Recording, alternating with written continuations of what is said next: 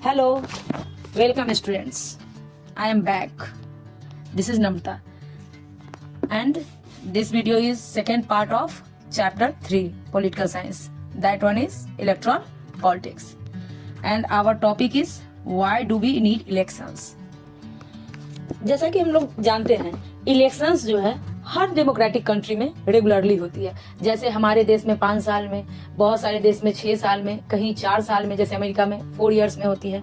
तो हर जगह होता है। और आज के डेट में देखिए तो 100 से ऊपर कंट्रीज है वर्ल्ड में जहाँ पे इलेक्शंस रेगुलरली होते हैं। लोग अपने रिप्रेजेंटेटिव को चुनते हैं। रिप्रेजेंटेटिव किनको कहते हैं?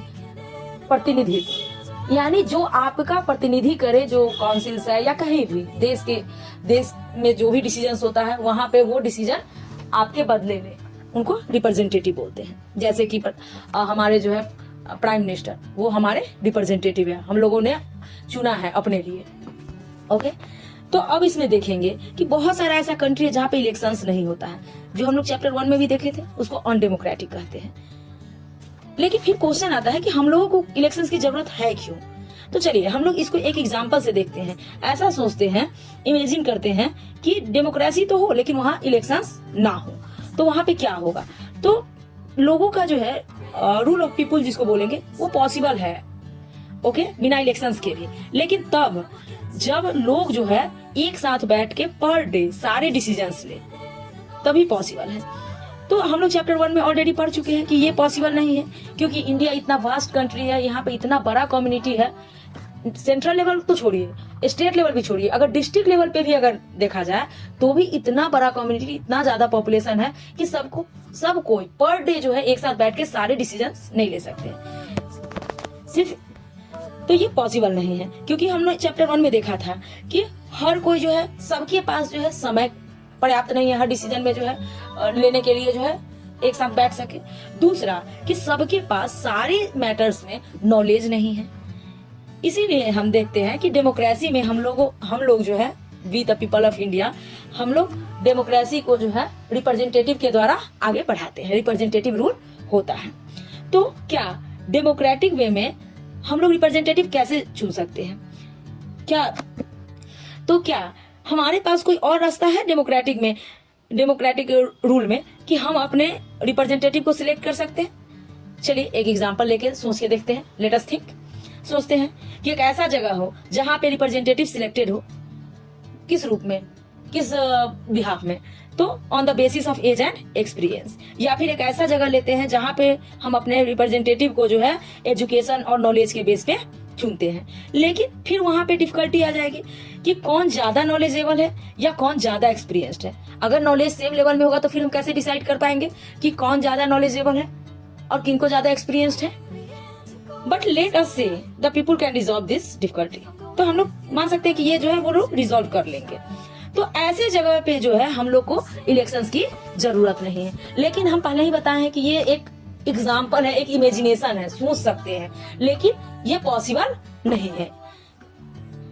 लेकिन क्या इन जगहों को हम डेमोक्रेटिक कर सकते हैं? इन प्लेसेस को how do we find out if the people like the representative और नॉट? तो ऐसे सिचुएशन में जो है हम लोग कैसे पता करेंगे कि लोग जो है अपने रिप्रेजेंटेटिव को पसंद कर रहे हैं या नहीं कर रहे हैं? या फिर हम कैसे पता कर सकते हैं कि जो हमारे रिप्रेजेंटेटिव है, जो हम पे रूल कर रहे हैं, वो लोगों की इच्छा का, यानी पीपुल की इच्छा का पालन कर रहे हैं कि नहीं, उनके विशेष के अकॉर्डिंग काम कर रहे हैं या नहीं कर रहे हैं?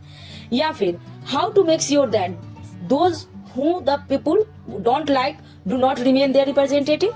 ओके, तो इसमें हम लोग देख रहे हैं कि कैसे हम लोग ये मान सकते हैं कि जो हमारे रिप्रेजेंटेटिव है, जिनको हम पसंद नहीं कर रहे हैं, तो वो अभी भी बने रहेंगे, पोस्ट पे रहेंगे या नहीं रहेंगे, उनको हम चेंज कर सकते हैं या नहीं कर सकते हैं।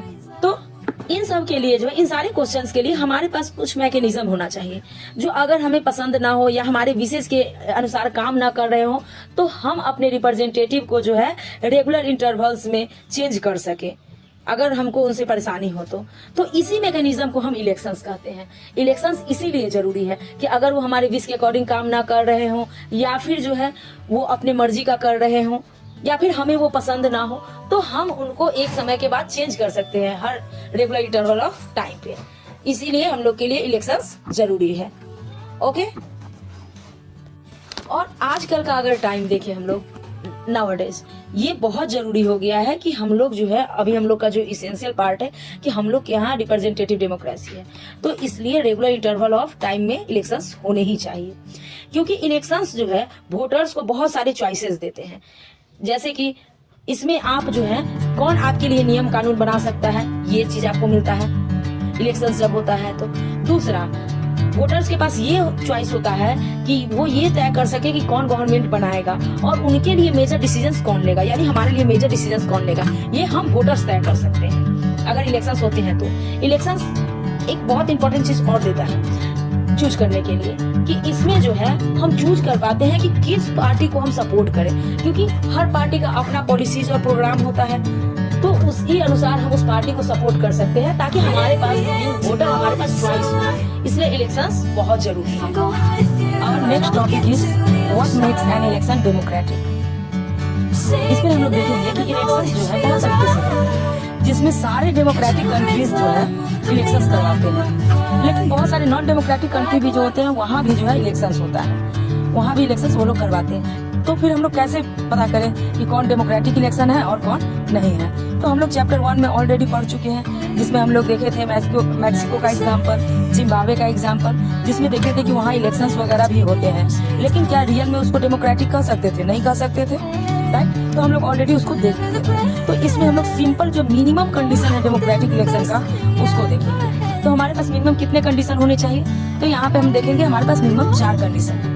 अगर वैसा होगा तब हम कहेंगे कि हमारा इलेक्शन जो है डेमोक्रेटिक है। तो सबसे पहला, everyone should be able to choose, हर किसी को जो है चुनने का अधिकार होना चाहिए। इसका मतलब ये हुआ कि हर किसी को एक वोट देने का अधिकार होना चाहिए और हर वोट का वैल्यू एक ही होना चाहिए, राइट? और अब देखेंगे दूसरा, तो दूसरे में क्या होता है कि there should be something to choose from, यानी हम लोग को किसमें से चुनना है, कैसे चुनना है। तो पार्टीज और कैंडिडेट फ्री होने चाहिए कि हम इलेक्शन लड़ सकते हैं और वोटर्स को रियल चॉइस ऑफर कर सकते हैं। ये नहीं कि उनके पास सामने से हम जो है अपने से जो है 2 लीडर चुन दिए और उसी में रख दिए और उसी से बोल दिए कि इसी में से 2 चुनो। तो क्या रियल मायने में चॉइस है? जैसे हम देखे थे चाइना के केस में, क्या रियल में वहाँ पे मीनिंगफुल चॉइस था? नहीं। तो वैसा रियल में चॉइस होना चाहिए, तब हम कहेंगे कि वहाँ पे जो है डेमोक्रेटिक इलेक्शन हो रहा है। तीसरा, choice, the choice should be offered at regular interval, यानी कि ये नहीं कि एक बार इलेक्शन हो गया और उसके बाद जो है फिर उसमें हम लोग को ध्यान देने की बिन वोटर जरूरत नहीं है। हमें जो है रेगुलर इंटरवल पे जो है होते रहना चाहिए। नहीं तो हम चैप्टर 1 में मैक्सिको के केस में देखे थे और जिम्बाब्वे के केस में देखे थे कि एक बार जब इलेक्शंस हो जाता है उसके बाद लीडर किस तरीके से जो है लेस अकाउंटेबल यानी लेस आंसरेबल हो जाते हैं, यानी जनता के प्रति कम जवाबदेह हो जाते हैं। तो इन सब प्रॉब्लम्स को दूर करने के लिए हमें रेगुलर इंटरवल ऑफ टाइम में जो है इलेक्शंस को करवाना चाहिए। चौथा, the candidate preferred by the people should get elected, यानी कहने का मतलब ये है कि कैंडिडेट जो है लोगों के द्वारा चुना होना चाहिए, तब रियल मायने में जो है उनको हम कहेंगे कि वो उनको इलेक्ट करना हमारे लिए सही है। 5वां और आखिरी, election should be conducted in free and fair manner where people can choose as they really wish, मतलब इलेक्शंस जो है फ्री एंड फेयर होना चाहिए। जो हम चैप्टर 1 में अच्छे से इसके महत्व को समझे थे, डेमोक्रेटिक कंट्री होने के लिए ये सबसे और बेयर मिनिमम रिक्वायरमेंट है, जिसमें रियल में जो है elections free and fair manner में हो। तो ये सारे 5 जो है मिनिमम रिक्वायरमेंट को जो है हम लोगों ने पढ़ा जाना, तो सुनने में तो इजी लगता है कि हाँ ये कंडीशन तो होने ही चाहिए, इसमें क्या नया है। लेकिन बहुत सारे कंट्रीज ऐसे हैं जहाँ पे ये 5 कंडीशंस फुलफिल नहीं किए जाते हैं। तो इस चैप्टर में सारे कंडीशंस को अप्लाई करते हुए हम अपने देश में यानी हम अपने भारत के बारे में देखेंगे कि क्या हमारे इंडिया में जो है डेमोक्रेटिक इलेक्शंस होता है या नहीं होता है। अब बात आती है अगले टॉपिक की, जो हमारा अगला टॉपिक है, is it good to have political competition, यानी जो है पॉलिटिक्स में जो है कंपटीशन होना सही है, क्या ये सही है या गलत। तो हम लोग इसको पढ़ने के बाद डिसाइड करते हैं और देखते हैं कि कंपटीशन होना सही है या गलत। तो सबसे पहले इलेक्शंस आर दस ऑल अबाउट पॉलिटिकल कंपटीशन, तो इलेक्शन होता ही है जो है राजनीतिक जो है कंपटीशन की प्रतियोगिता होता है, राइट। इसमें जो है कंपटीशन जो है बहुत सारा रूप लेता है, ओके। और जब हम देखते हैं कि इलेक्शंस में जो है कंपटीशन बहुत सारा रूप लेता है, जिसमें सबसे ऑब्वियस जो है फॉर्म है कि कंपटीशन पॉलिटिकल पार्टीज के बीच में होता है, और हर कंस्टिट्यूएंसी लेवल में जो है कंपटीशन एक अलग लेवल, एक अलग बहुत सारे कैंडिडेट के बीच में होता है। If there is no competition election be election will become pointless. अगर समझो कि इलेक्शन नहीं हो रहा है कहीं भी, तो ये कंपटीशन जो है कोई मायने ही नहीं रखती है, राइट। अगर देखा जाए तो अगर कंपटीशन नहीं होता है इलेक्शंस में, तो ये क्या है, पॉइंटलेस। इलेक्शंस जो है पॉइंटलेस है, बेकार है, उसका कोई मतलब ही नहीं बन जाता है। तो फिर आता है मुद्दा कि क्या, लेकिन is it good to have political competition? क्या पॉलिटिकल कंपटीशन होना जो है सही है? तो साफ साफ अगर देखें तो इलेक्टोरल कंपटीशन जो है उसमें बहुत सारे डिमेरिट भी है, क्योंकि कहा गया है कि सिक्के के दो पहलू होते हैं, निगेटिव और पॉजिटिव।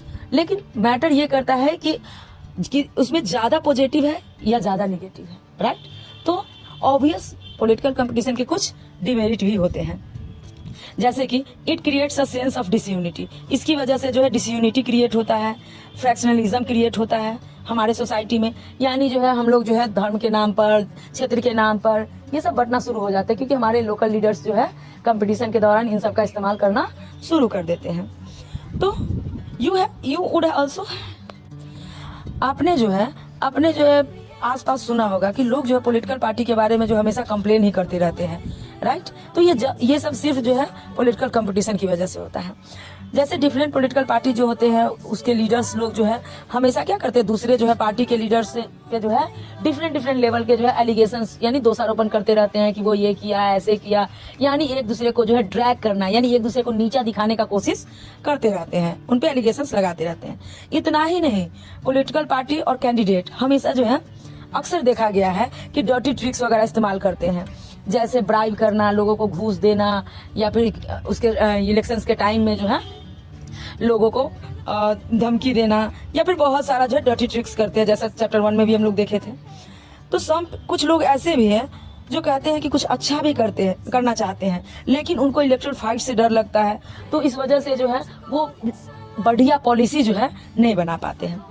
कुछ अच्छे लोग जो होते हैं वो देश की सेवा करना चाहते हैं, लेकिन अपने आप को जो है पॉलिटिकल एरिना में जो उतर के और अपने आप को बिना ड्रैग किए हुए करना चाहते हैं, जो पॉसिबल नहीं है, क्योंकि उनको लगता है क्या कि पॉलिटिकल एरिना जो होता है वो जनरली डर्टी प्लेस होता है, politics is a dirty game, जैसा हम लोग अक्सर सुनते हैं।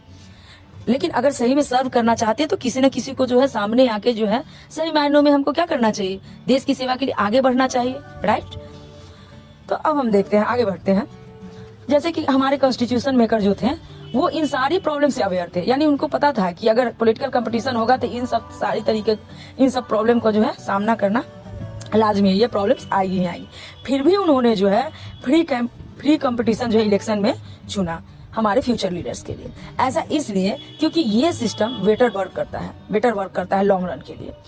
और अगर हम देखें आइडियल वर्ल्ड में जो है वहाँ पे जो है जितने भी पॉलिटिकल लीडर होते हैं वो जानते हैं कि लोगों को जो है लोगों के लिए क्या सही है, क्या गलत है, या फिर उनको जो है इच्छा होता है सेवा करने का।